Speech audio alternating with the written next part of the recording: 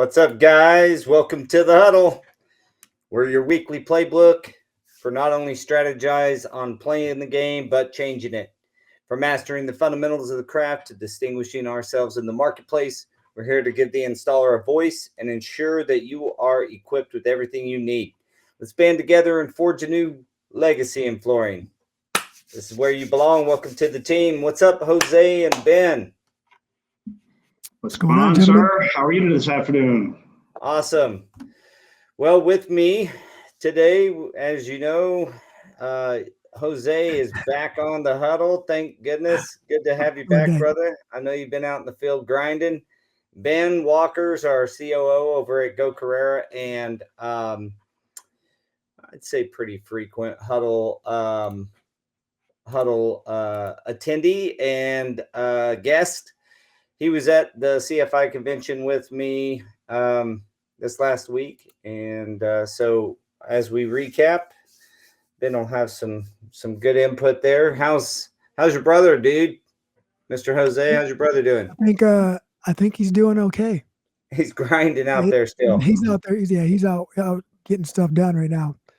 Because that's why we missed the event. We couldn't make it. We just had a little more on our plate than the typical October, I would say.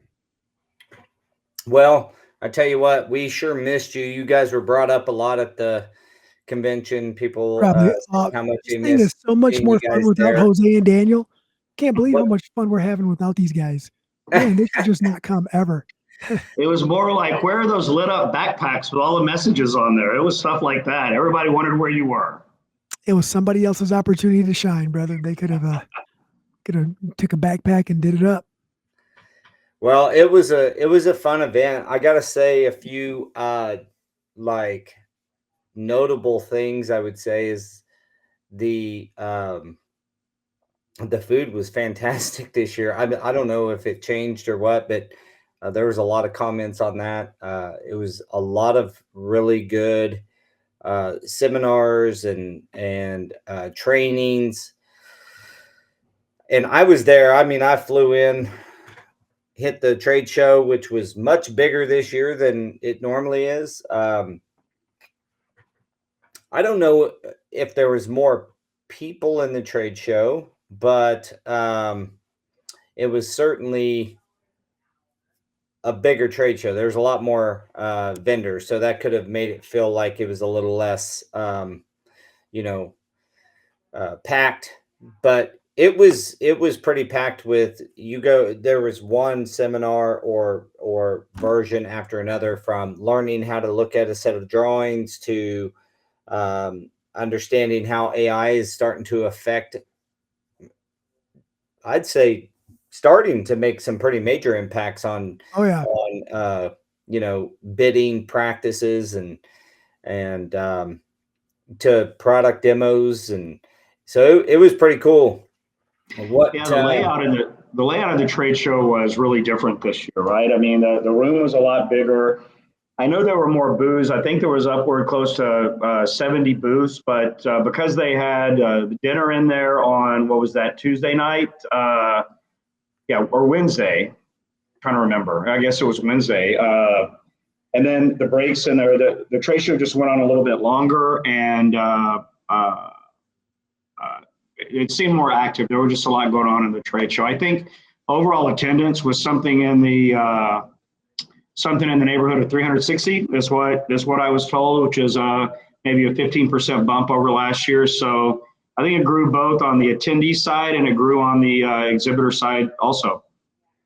Yeah, I think I was following on social media, and there was a lot of people, installers, saying that it was probably one of the best ones, one of their favorites so far. And I think that's both for CFI and FCICA, since the joint venture started with them. I think they're working well together. They're closing that gap, that communication gap, right? They're finding relatable interests from both sides and meeting in the middle. And I think that's I'm always going to say that's awesome, no matter what. Yeah, it was good. I enjoyed it, and particularly enjoyed hanging out and talking to, all the installers and getting like the their perspective on the industry. We preach it all the time about getting to convention, but a lot of the follow up stuff that's been on social media since convention is that they need to make it more affordable and more accessible to installers. So I thought that'd be a good topic of discussion today, as well as we kind of recap, the events of it. Ben, what was your favorite event? What was your favorite part of it? Do you have one? Well, as I sit there and think about it, I definitely like the networking opportunities. I'm still building my own circle, my own, set up my own network in the flooring industry, and I appreciate each and every one of the opportunities to do that. You missed the closing ceremony because I know you had to get back for work, but it again was good. The room was really big for it.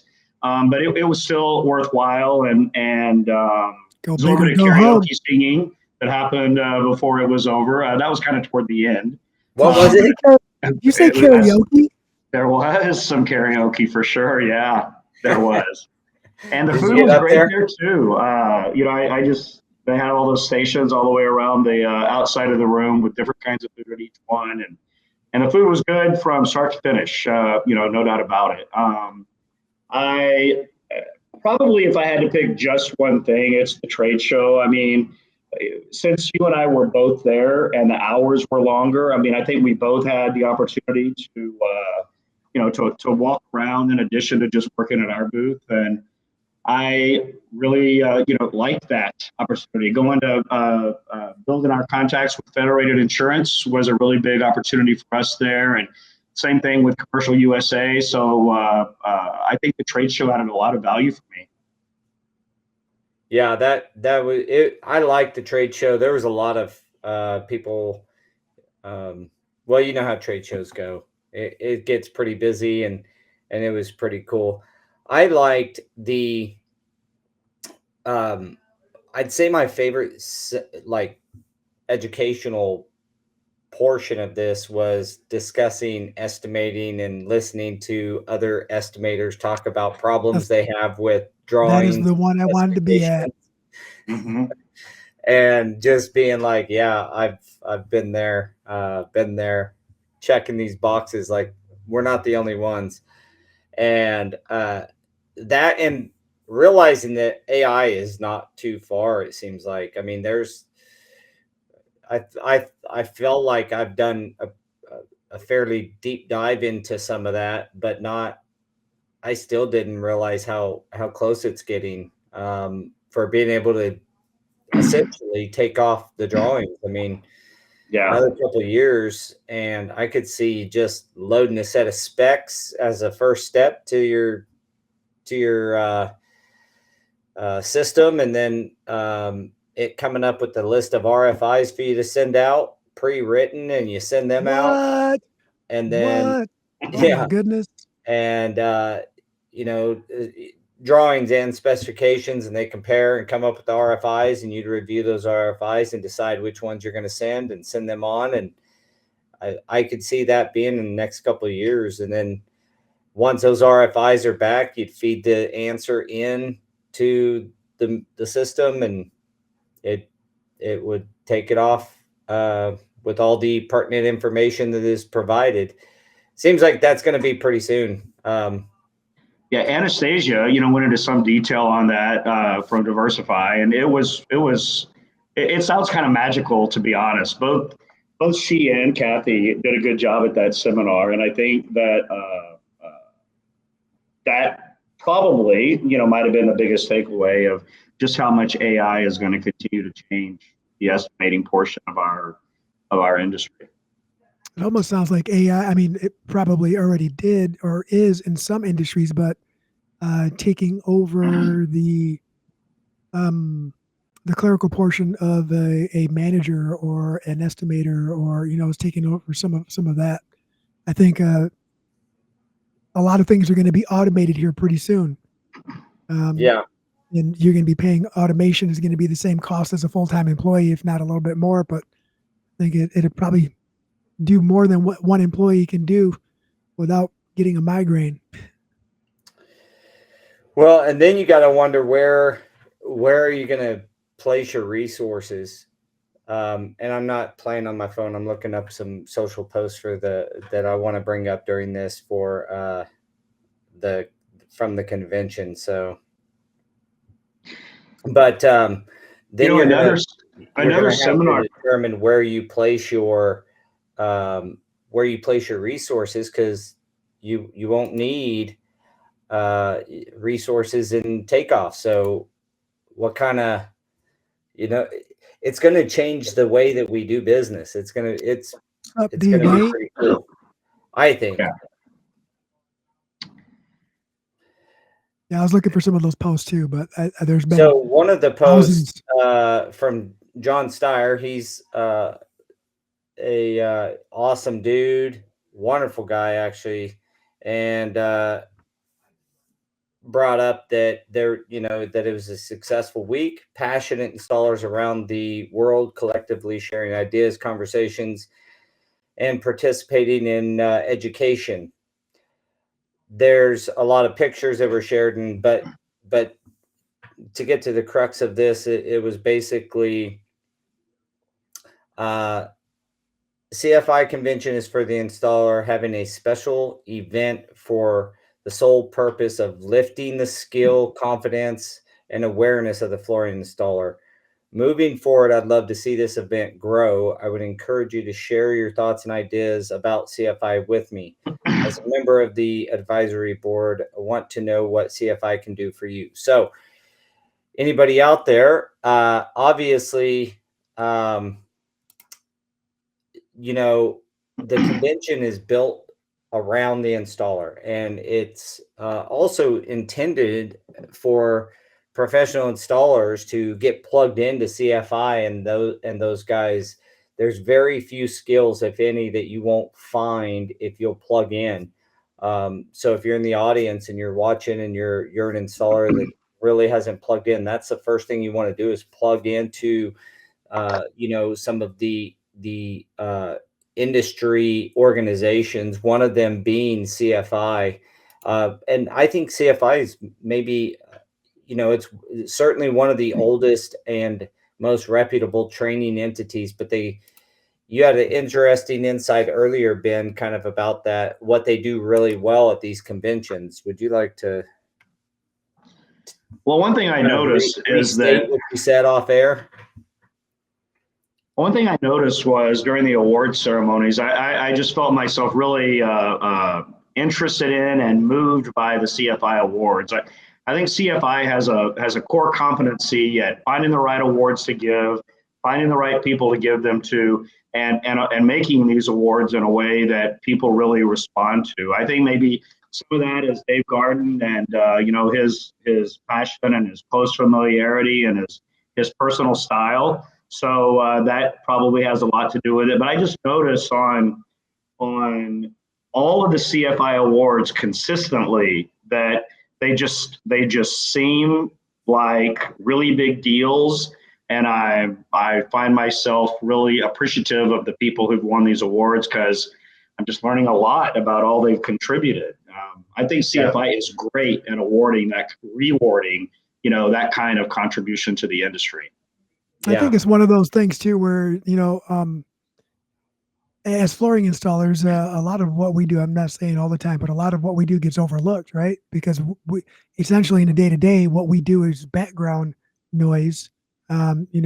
People who aren't in the trades don't necessarily pay attention to the details and the effort that we put in. And for someone to get recognition in front of their peers is heartfelt, right? And it's not, I don't think anybody in the industry that from an installation standpoint does any of what we do for recognition. We just do it because we're trying to make a living. But I think that's why it's probably more heartfelt, or the way it feels heartfelt anyway, because, it's coming from installers, by installers, for installers. And I think that's what drives that bus. And always, always appreciate sitting in and hearing a backstory on why someone was nominated or why someone won. It's always great to hear some of that because it's something that you might not know. A lot of the behind the scenes. Yeah, I think the more we brought this up before, but of all the installers on our network at Go Carrera, there is a ton that are under a 0.53 or 0.53 or under on a hammer rating. And that indicates just really low amount of training. It was it's abundantly clear that we have to get people plugged into the industry. Installers in general, we're disconnected. There's no licensing or annual thing other than something like this. So two really key points that kind of came out of, I'd say, social media stuff as well as on site is one of the panel discussions that I really enjoyed, but it was a bit redundant from previous discussions, is how do we increase the pay of the installer? How do you increase the efficiencies and make companies better with better crews and all of these things? How do you overall impact the installation community from a quality and professionalism standpoint on a large scale? That was basically the panel discussion. Multiple different questions, one way or the other, and there was some good guys up there on the panel, you know, that were helping answer some of those questions. But that has always been to me like, how do we align the installer's goals with the company's incentives and vice versa? So really that seems to be the biggest disconnect, because one of the biggest problems I see is that you can't be an electrician without going and doing the education piece. You just can't do it. You have to get the certifications or certificates for you to even touch a train, HVAC system, for example. To service it by parts, anything, you have to prove that you've been certified or you're a licensed HVAC guy. Same thing with electrical. You don't get to go be an electrician without taking and getting the education piece. So the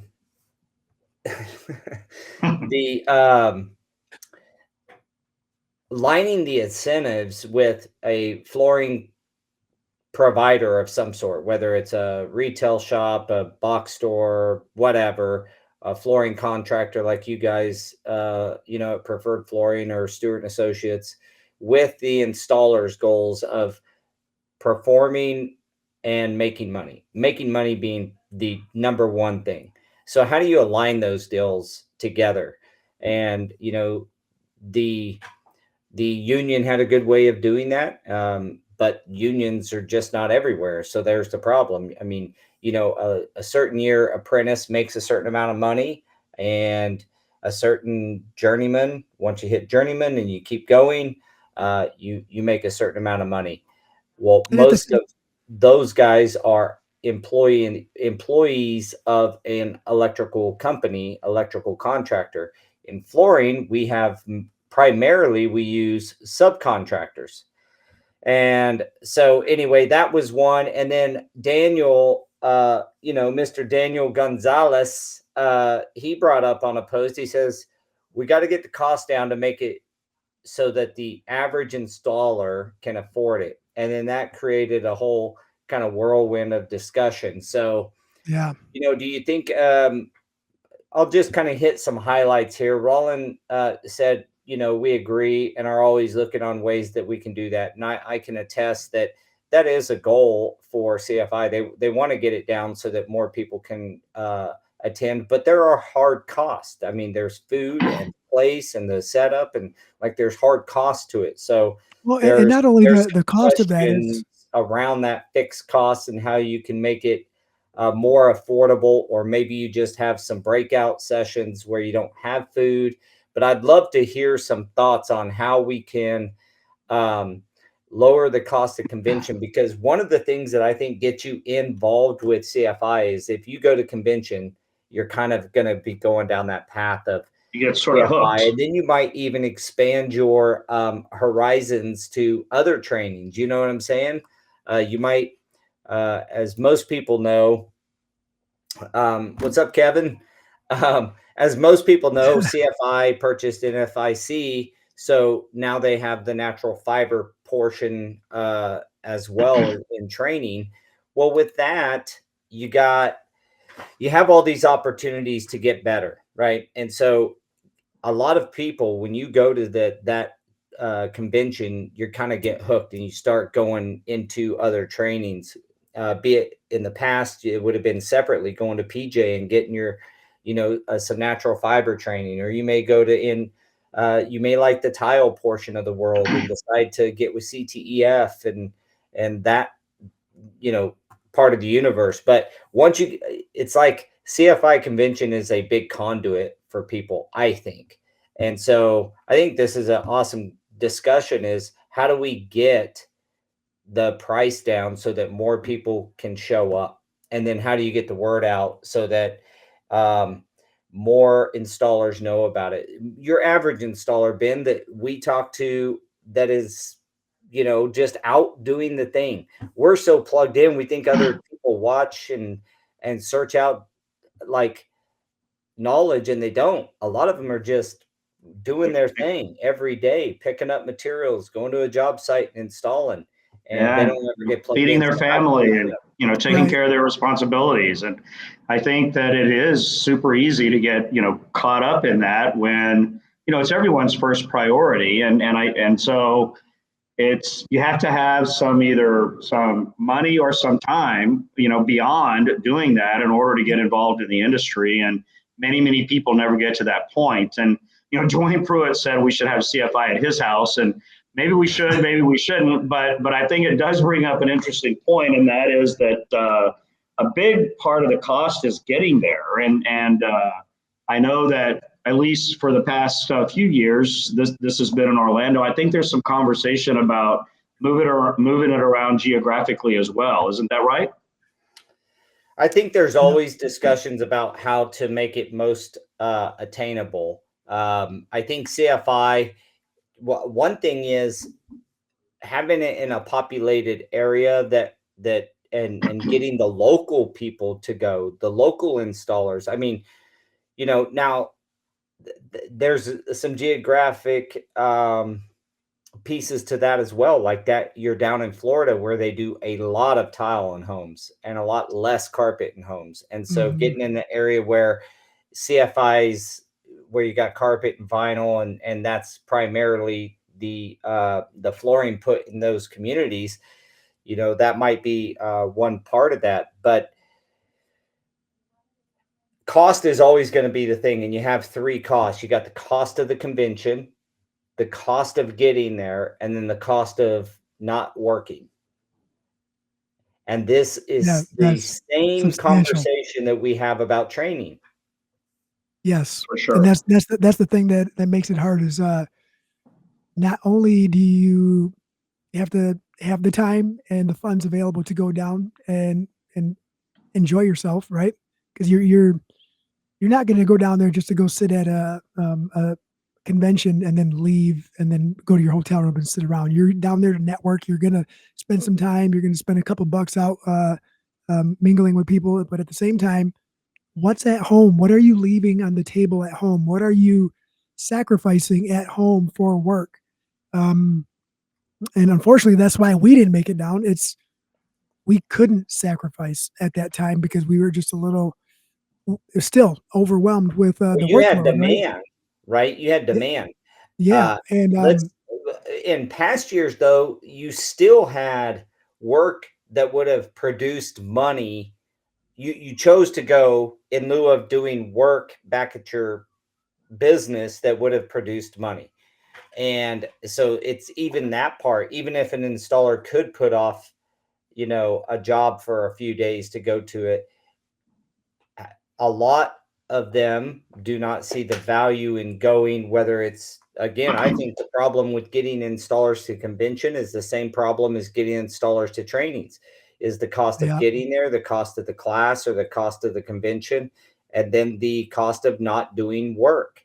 I mean, if you're a good installer, you're producing $1,000 a day for yourself and upwards of that. But I mean, kind of, if you wanted to use a baseline number, well, if you're creating $1,000 of money for yourself in a day, every day, or close to it, and you go take 3 days off, well, that's $3,000 plus the cost of the convention, plus the, the other stuff. So, I believe it's those things are what we got to kind of we really have to figure it out. Where can you get, and consider this, there's two options: you lower costs or you increase value. So how do we Yep. Bam. There you increase go. the value to where the installer actually earns more? That's one possibility, where it's like, I can't not go to this, or because it's like a doctor going and getting another thing. If they go get this, they're going to be able to do this XYZ procedure and make so much more money that, like, you can't afford not to go. Right. So how do you Well, do it? You either create it to where you can't afford not to go to this, or yes, we will, Jesus. But dang, calling them out. well, you got to get the. I think he lost his password, and we got to get it reset and go through. And the security features on Go Career doesn't allow us to just go get in his account, which is a good thing, right? Try be Jose Gonzalez. Holy smokes. Can't get anything. No PayPal, no nothing. Have 2 events a year, bang for the buck in education. That's possible. That's adding value. So you got that option. You either add a ton of value where you're like, I can't afford not to go. And I look at like going to Fuse conference like that for my business when I'm a Fuse member, and when I go to conference, it literally, I find things there that make us more money, or make us more profitable, or make us more efficient, or better at hiring, or whatever. And so I look at it like, I can't really miss this, or else I'm going to miss a nugget or a thing that will make my business more successful. We have to have either that, or you're going to have to lower it to where it's basically free at a very populated area, and do a really good job marketing. So that, what do you think? What type of approach do you think?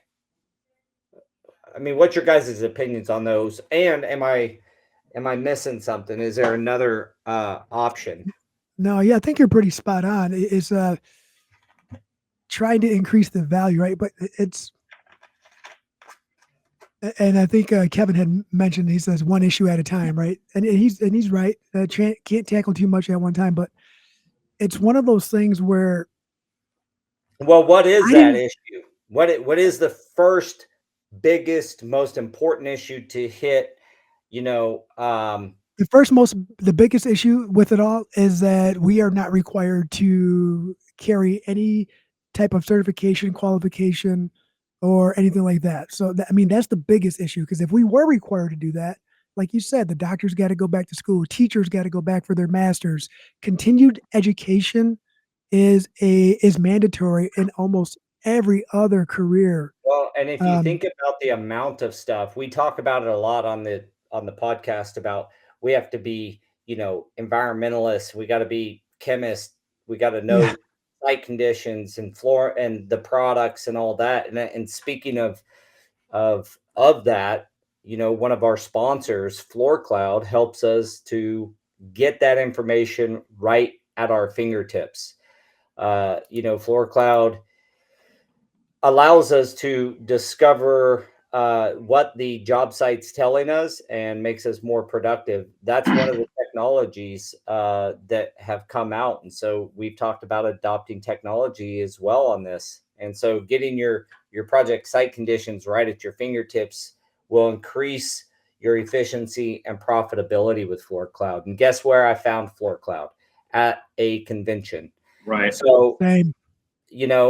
that's one of the things that can also help. Let's watch a quick video from Floor Cloud. Real-time monitoring of your job site conditions via desktop or mobile device. No more manual checking for temperature, humidity, or even dew point. No need for base stations, Wi-Fi, or external power sources. Simply scan the QR code on the front of your sensors and you're up and running with the most accurate and innovative site monitoring system in the flooring industry. Dispatch your crews with confidence and reduce your climate-related installation issues. Floor Cloud, now you know. Now you know. Now you know. So having your that information right at your fingertips, no matter how far away from your project you are, and if you're a flooring company, being able to dispatch your crews, knowing that the job site is ready, at least from an environmental standpoint, is huge. I know you guys use it up there, Daniel, or Yep. you and Daniel, and you guys have had great success with it. So look into Floor Cloud. Yeah, so some of the feedback here is that, we need to change the, one of us, we need to change Same the time. location to more of a central area. And it looks like there's a lot of support for that. Centralized area with an airport hub. Dallas makes a lot of sense, to be honest with you, just because it's got such a large population that can get there, and it's got a large population around it. They do all flooring there. That would be Preferably somewhere that isn't going to or can't typically get affected by a hurricane or something like that, right? There you go. It does not most times. Most Well, times. I really noticed that there were quite a few people who drive, and clearly, if you're in Salt Lake City or Denver or San Diego or even Kansas City, it's hard to drive as far away as I'm with you on that, Jesus. By the way, no Dallas, but anyway, having it in Orlando lets a certain number of people drive, and having it in some other places that are geographically west would give a different set of people an opportunity to drive. And there was definitely a lot of conversation among the leadership there in Orlando about having it in some other places. Let's go back. Hold on there just a quick second. Go back to that one. Let me. So one of the things that Jorge is suggesting here is that we have all flooring installation events together, and he follows that up with, for example, if Tice is free, then we should also have something at that point so people go and don't have to spend the money, and you buy, but your meals. So I believe what he's saying is that having convention at Tice or something like that, you're already going to one. So having the whole, getting a part of, and correct me if I'm wrong here, Jorge, but having CFI convention as part of Tice, like your own, the whole convention being at the same time, maybe even in the same building, because, Mandalay Bay as big as Tice is, it doesn't take up the whole thing. Then you have the convention, you have the installer competition, all that kind of in that weekend.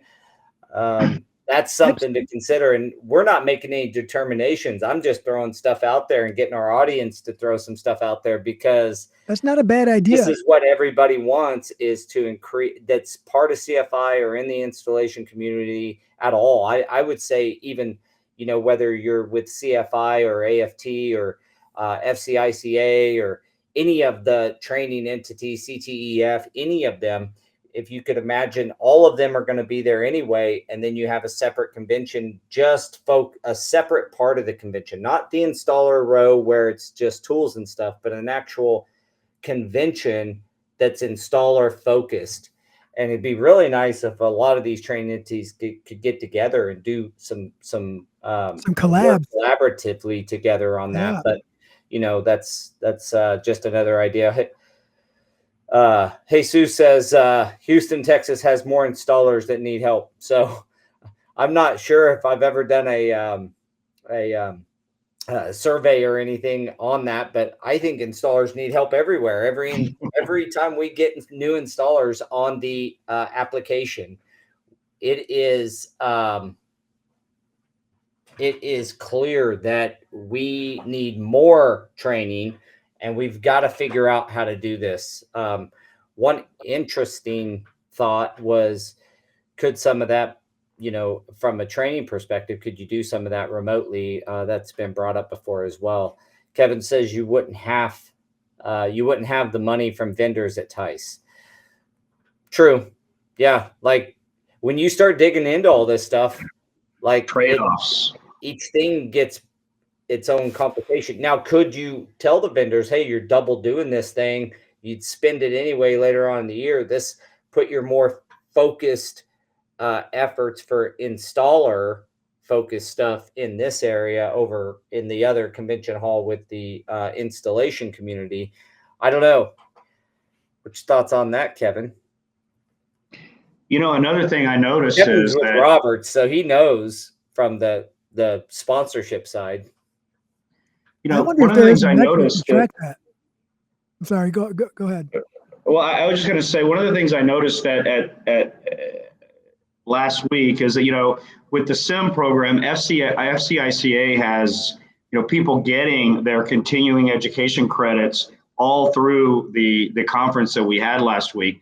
I don't know if there's any opportunity on the installer side, on the CFI side, for there to be, some installer training that could be happening at the same time that you would actually get some sort of accreditation for. That may be an opportunity to add some value to the meeting. Yep. And then Kevin put add on value there with the certification. Right. And I think that's the hard thing too, right? Like, so you go to an event like the convention or ties, but then you throw in a certification in there. You eliminate the networking aspect of the convention because now you're confined to a training class. But however, if that is your sole purpose is to get a certification or some kind of training, and then you can add in the networking opportunities after class, before class, or lunchtime, if that's what you went for and you can add that, then that's another way to look at it as well. But I was going to say when I interrupted you, so rudely interrupted you, Ben, is I wonder if there's a metric to see the dollars and cents that are actually being spent from not necessarily the vendors, but the installation side of somewhere at ties, and to see if there's a return on that, an ROI on that. And well, if you mean from the vendors or? Not necessarily the vendors, but like from the installers that are attending, how much of it is focused towards attracting installers to a product versus attracting a store or a sales company to a product? Well, that's primarily what TICE is for. Yes. I mean, and that's why if you did do a dual convention as proposed, and just my thoughts on it is you'd have to have the installer convention like separate in a separate area. But one of the I could say, let me just hide that for just a second to finish this one thought. You're cool. Is one of the things is if you did do that, would vendors see a return on investment? The vendors wouldn't be there if they don't see something. I can tell you that. Companies, they see something. We have to get that same kind of thing going with the installer. And the attendees go, why do people go to TICE? Well, partially probably to get a couple days away where you're working, but you're also connecting with industry people that you get to see once a year and have some fun. You're probably looking for new product lines. Some people are there buying like their next year's worth of stuff, big retailers and such. education is a piece of it. It's always well attended, so we have to create that same kind of thing for installers. It has to prove one of the points, and this goes right with this, is in this thread here on Facebook, is that, essentially the cost of going is somewhere around what we talked about, say $1,000. And then one of the things that got brought up is you're not talking about the loss of profit or the loss of your production for those days. But Matt Garcia chimes in and says he knows of many industries that charge 5 to 10 Ks for events like this. It's all about, and I'm paraphrasing, so this is not a quote, but essentially, if is making sure the convention has real value for the attendee, that they're going to make more for going than they spent on it. And that's what we were talking about earlier, is adding that value to where it's yes, it's costly to go, but you almost can't afford not to go. Yeah. And value you might not walk away from the convention and in 2 weeks make your money back, right? But it's the connections that you find out there from networking that could potentially save you on not improper installation, save you with some new tooling that you find that speeds up the installation process over the next year. Material that you find to replace other things that you might have been installing that you're not too happy with. I mean, there's a lot of ways to get your return on your investment on attending. I think it's just a matter of how you want to approach it. What is, like we said earlier, what's your sole purpose? That's the thing that Kevin said earlier, is focus on one thing at a time. I think focusing on one big thing at a time. Like, do you add value or do you make it cheaper? To me, you have to add value. That's just my opinion. Feel free to disagree with that, but I think not making it cheaper is just trying to drive it down the experience. What else can be done that makes it irreplaceable and a must go? That's one adding thing. value. And then, like what Dwayne said, when you start talking about lowering the price, and this is what you shared earlier, Jose, is a lot of it takes so much to just set up for TICE, for the installation competition, that the guys that helps with the setup, and I've talked to Dwayne during that week when they set that up, when he was really involved in that, and he's just exhausted. He's worn out and ready to like go home afterwards, and so if you had a dual convention, how much more complicated would that be? And Kevin brought up the same problem from the vendor's perspective, so maybe that's a tough one. Maybe it is. And there again, just adding value seems to be easy, not easier, not easy, but easier, or a better value proposition, a better long-term solution than cutting the cost down to nothing to make it free or cheap, super cheap. Well, and it's one thing too, is you add value to it, right? And word gets out, the value that was added, more people are going to show interest, which in turn, more people are going to want to attend. And if they get value out of it on the next go around, they're going to spread the word. And that's what business 101, right? That's an organic way of getting the attendance that you need in order to make it more affordable by volume versus value. So I guess you feed it the fuel for the value fire, and next thing you know, you got more people showing up with buckets to put it out, buckets of water to put that fire out, and they just make the fire bigger the next year. For sure, with such a big percentage of the installation community not going to these conventions and not seeking out formal training, but people aren't seeing that value, right? Or else they have not reached a level where they can afford to seek out that value. But there's a lot more opportunity to make more value in these meetings and make more value out of the training than there is to make it cheaper. I mean, if you were super hard to make it cheaper, you lower it a few bucks, and that's about it. And maybe you still didn't make it more affordable for someone. But if you add value to it, you can just have a much bigger, have a much bigger impact. And, maybe one way to do that is with some training at the actual conventions.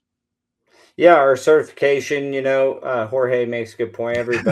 Honestly, everyone just needs to make more money, work hard, play harder. That also goes right into another Facebook comment that says, how about we get the average installer making more money? No installer should need financial assistance, because there was some suggestion about financial assistance to get there. Like, if we're all running businesses and installation businesses and making money, and I've proposed, and I am shameless in proposing that, paying installers based on their skill score, based on the level of skill they possess, and then how they provide that skill to the marketplace, which is what Go Carrera is all about. The hammer rating is all about your years of experience, your certifications, your trainings from all entities. I am a huge proponent, obviously, that is a mechanism in which installers can get paid more because they're higher trained, and you separate the oil and water, so to speak, from the 0.53s that really plague I shouldn't say plague, but make a large part of the industry is that 15-year, 20-year guy that's never had any industry training. That is a large portion of our installation community. We need to get that to where the average is not, a 0.45 or a 0.53 or something hammer rating, but a 1.5 or something. And then you have a robust installation community.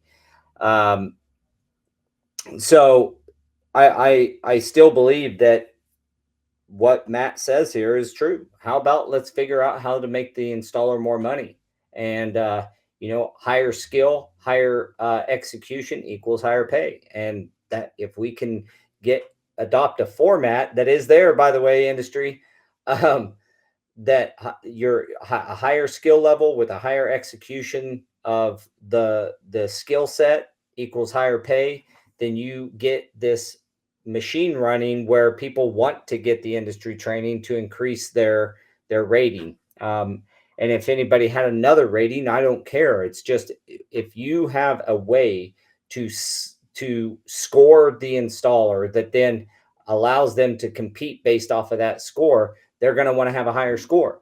I mean, it's gamification of our installation skills. And what you're saying is that, it if works. there was a universal rating scale that could be recognized by the industry worldwide, that could give us a foundation to base this on, then the world would be a lot happier place, because the installers would be happier. We would give you better floors. Yeah, that's what I'm hearing. That's what I'm saying. I wonder where you can get something like that. Where could a person go to find something like that? Man, only. So there's always stuff with technology that's new and difficult. You have the application of the technology, but you have the concept of the technology. Use something that's been that was like this ridiculous thought, and is now the reason we're able to sit at our computers and talk, and that's the internet. In the 80s, late 80s through the 90s, people thought this was the stupidest thing since ever, and had no way to think outside the box. And that is the thing. I feel like we're there where we have a solution. We do have ways to do this as an industry, and adopting those ways, it's free to do so. You just adopt it. And and you don't even, for anybody on here, you don't have to do work or have an account on Go Carrera to do that part. You can have a profile only. And so long and short of it is increasing value. So Elena says, enforce an industry standard that that has the support of the manufacturer is the only way, in her eyes, that's going to bring the installer pay increase. I agree that that is a piece of it. I don't know that it's the only way. I think the consumer demanding, I want to know what level of person, of installer, Mr. Retailer, that you're providing me.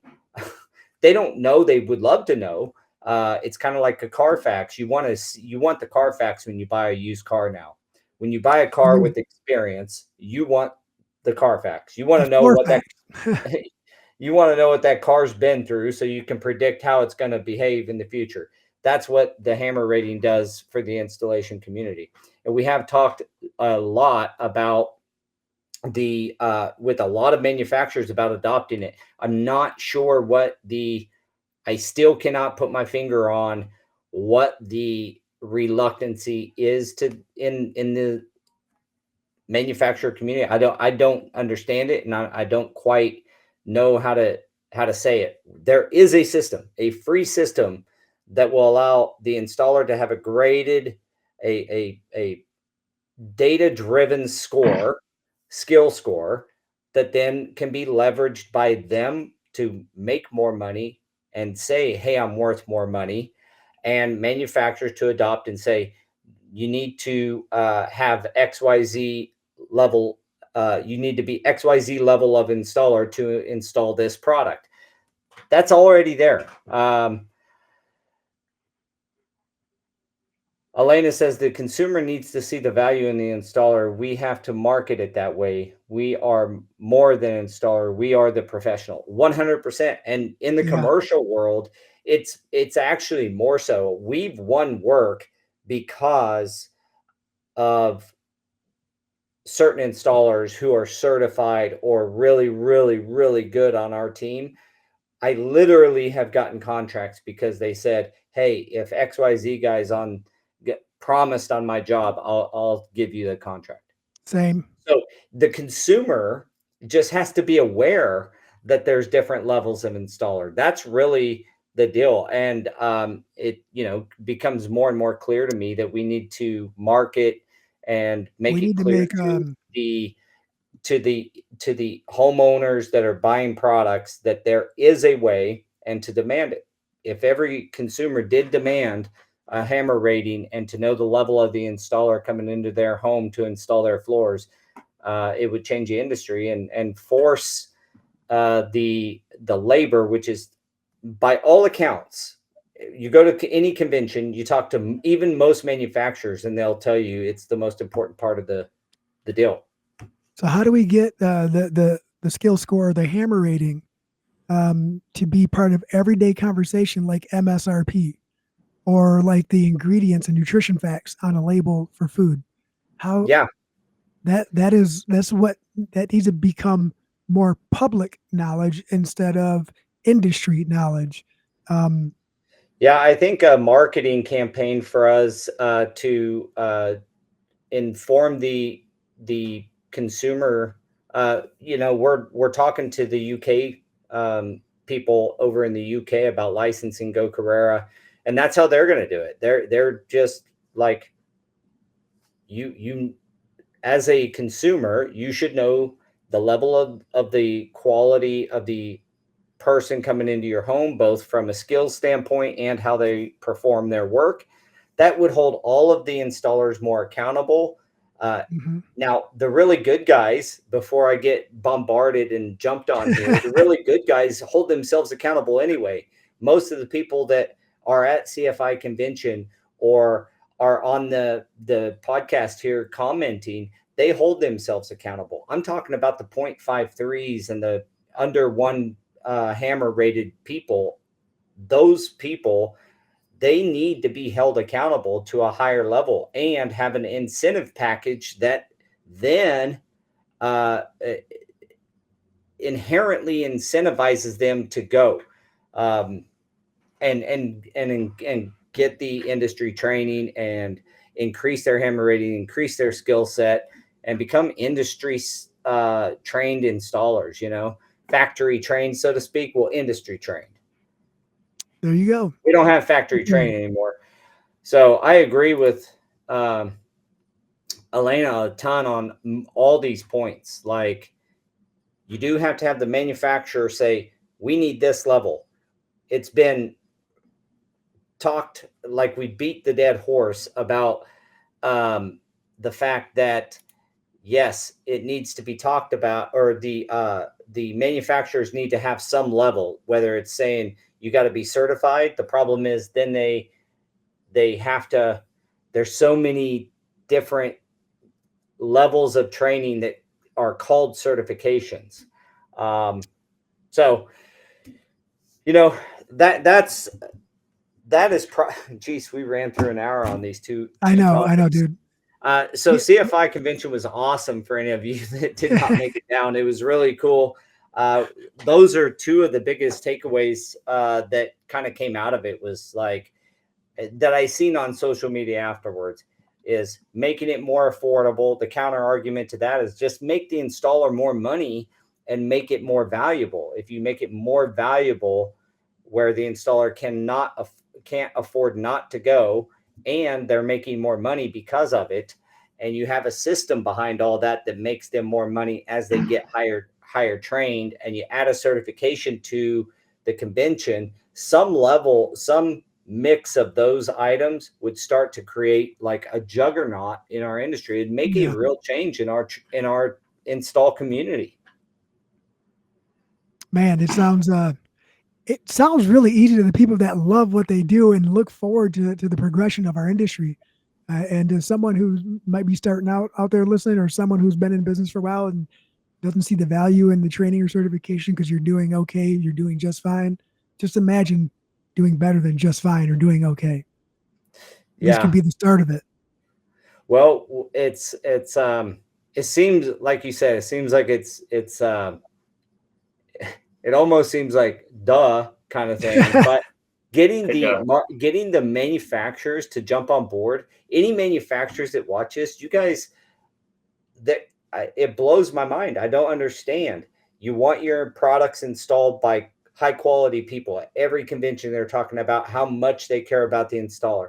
Well, enact a mechanism that requires certain level installers for certain parts of your products that has nothing to do with you. So you're not on the hook for they quit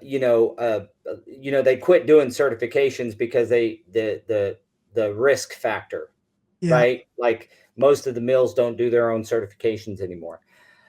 This is totally separate from you. All you have to do is adopt it and start using it. And it's tough. It's a tough deal. It's like we're screaming from the rooftops. And Elena says the difference between preaching to the choir, right? Yeah, I feel like that's what we do every week, is preach to the best. When how do we reach the ones that really need our help? But any manufacturers out there, any big dogs in a manufacturing company that want to come on the podcast and talk about this, we can black your screen out. We can do a voiceover. But if you want to express some internal concerns on why this can't work from a manufacturer standpoint, or why you think it won't work, or if a metric you have that shows that it won't work, we'd love to hear from you. Like I said, you get anonymous. We'll put a silhouette with a question mark, and we'll make you sound like Corey from Wolf, like whatever. You have a deep voice. You can sound like the State Farm guy or whatever, whatever insurance that is. But yeah, let's do whatever.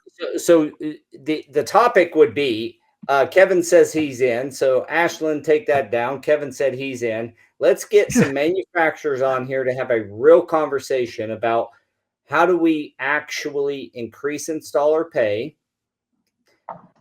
How do we affect our installation community in a positive manner, but through what everybody believes? It happens in every other industry that we talk about, is we have grading of the labor pool, and what ideas are out there, what is available now that works and is proven to work, by the way, on the Go Carrera network, on the installers that do work on the Go Carrera network. The higher hammer rated guys make more money, period.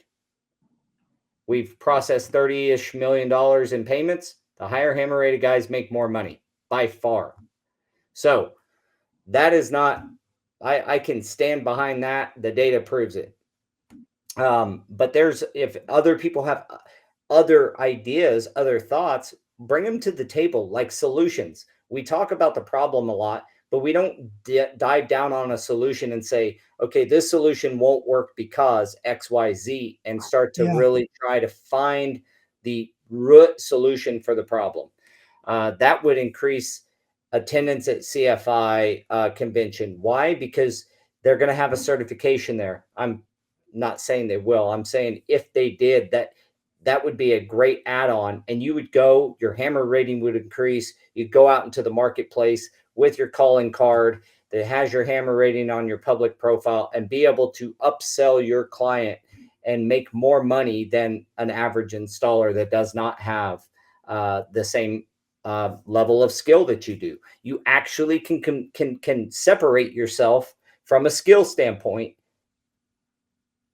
very clearly, right? In writing, in black and white, in black and white. Thank you. You saved me again, Jose. Thank you. It's exactly what I was trying to say.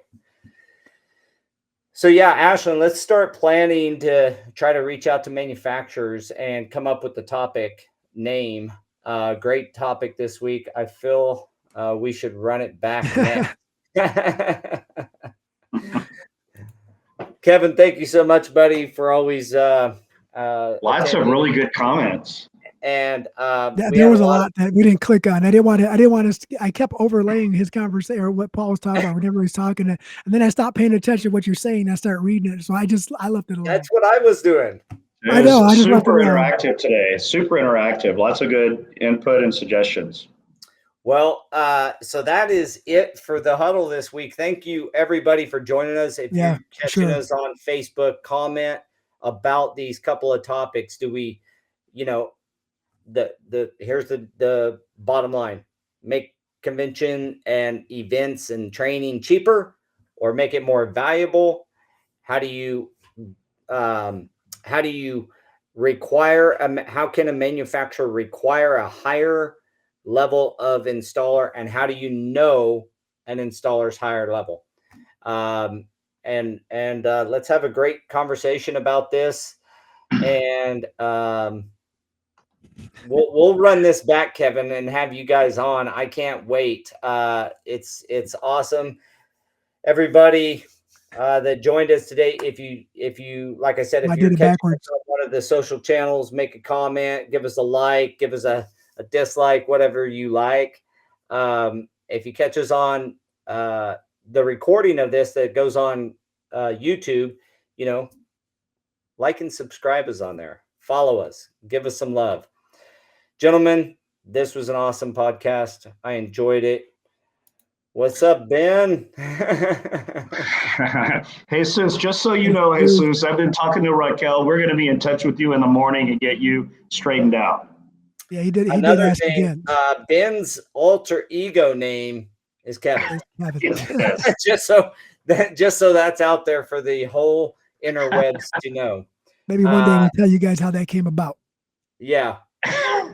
Jose, who could that possibly tell your brother we missed him not only at convention but on the podcast, and hopefully we can we'll see him this next week. Love you guys. Keep up the good fight. Thanks everybody for all the great comments. It was a really busy podcast and love to see it. And we'll catch you guys next week. Give us a thumbs up, thumbs down. Help us increase the audience of this show. We love you. All right. Thanks everyone. Thank you.